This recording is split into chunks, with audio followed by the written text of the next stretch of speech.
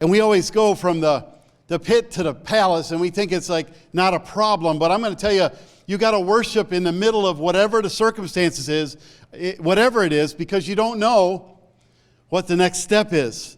I don't think Joseph knew that he was going to go from the pit. I don't think he knew he was going to go in the pit. But he had to have knowledge of Jesus. He had to have knowledge of God. He had to have knowledge of purpose for he could get through the pit experience.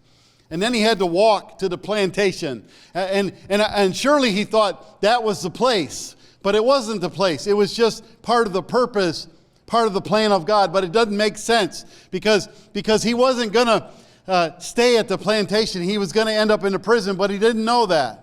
But he had to keep walking. And finally he got to the prison. And surely this is the worst it could get, right?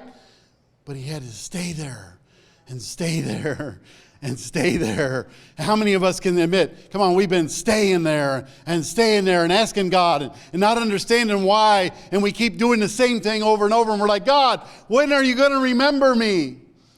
When are you going to remember that I'm your kid? When can you remember the purpose that you gave me? And what we do is we get tired.